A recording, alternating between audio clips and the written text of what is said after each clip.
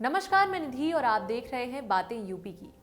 उत्तर प्रदेश के नगर निकाय चुनाव को 2024 के लोकसभा चुनाव का सेमीफाइनल माना जा रहा है। इसलिए इस चुनाव के लिए सभी पार्टियां जोरों शोरों से तैयारियां कर रही हैं। हालांकि नगर निकाय चुनाव की अधिसूचना अभी तक जारी नहीं हो पाई है। हाल ही में एक बार फिर राज्य में नगर निकाय चुनाव की अधिसूचना जारी करने पर लगी रोक को इलाहाबाद हाईकोर्ट की लखनऊ पीठ ने 20 दिसंबर तक बढ़ा दिया है। याचिकाकर्ताओं ने एक जनहित याचिका दायर की थी, जिसमें प्रदेश सरकार पर नगर निकाय चुनाव में अन्य पिछड़ा वर्ग यानी कि ओबीसी के लिए आरक्षण लागू करने में प्रक्रिया का पालन न करने का आरोप लगाया गया है। इस जनहित याचिका की सुनवाई न्यायमूर्ति डी.के. उपाध्याय की अध्यक्षता वाली खंडपीठ ने की है और राज्य सरकार पर नगर निकाय चुनाव की अधिसूचना जारी करने पर 20 दिसंबर तक रोक लगा दी है। तो चलिए अब आपको बताते हैं कि आखिर नगर निकाय क्या होता है। नगर निकाय या नगर निगम कई स्थानीय सरकारों का प्रशासनिक संगठन होता है। ये संगठन नगर परिषद या जिला परिषद अथवा अन्य स्थानीय शासकीय निकायों के अधीन काम करता है। स्थानीय लोगों की प्रशासन में भागीदारी और लोकतांत्रिक विकेंद्रीकरण के लिए इसकी स्थापना की गई थी। भारत में 8 प्रकार के शहरी स्थानीय निकाय होते हैं। केंद्रीय स्तर पर नगरीय स्थानीय शासन या निकाय की मॉनिटरिंग 3 मंत्रालय द्वारा की जाती है। पहला आवास और शहरी मामलों के मंत्रालय, दूसरा कैंटोनमेंट बोर्ड के मामले में रक्षा मंत्रालय और तीसरा केंद्र शासित प्रदेश के मामले में गृह मंत्रालय।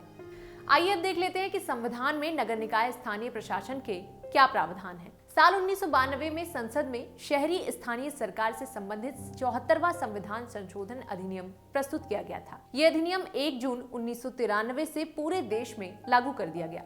इस संविधान संशोधन के तहत संविधान में भाग 9 ए और 12वीं अनुसूची जोड़ी गई।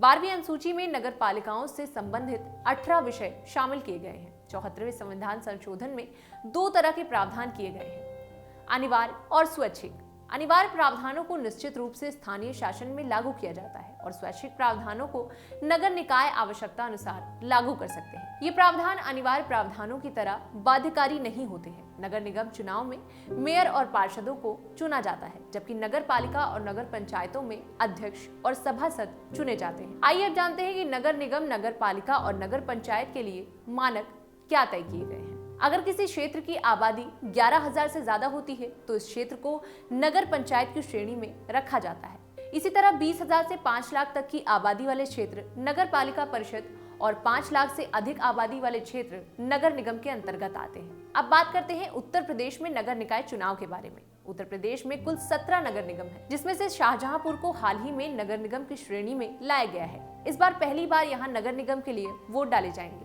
इसके अलावा प्रदेश में कुल 200 नगर पालिका परिषद और 545 नगर पंचायतें हैं। किसी राज्य में स्थानीय नगर चुनाव और ग्राम पंचायत चुनाव का आयोजन राज्य निर्वाचन आयोग करता है। नगर निकाय चुनाव लड़ने के लिए अध्यक्ष पद के प्रत्याशी की उम्र 30 साल से ज्यादा और नगर निगम के पार्षद व नगर पालिका पंचायत के सदस्यों की उम्र 21 साल से ज्यादा होनी चाहिए। इसके अलावा प्रत्याशी को भारत का नागरिक होना चाहिए और पर्चा दाखिल करते समय उसके साथ कम से कम 2 प्रस्तावक और 2 समर्थक होने चाहिए। प्रस्तावक और समर्थक दोनों उसी वार्ड के निवासी होने चाहिए जहां से संबंधित प्रत्याशी चुनाव लड़ रहा है।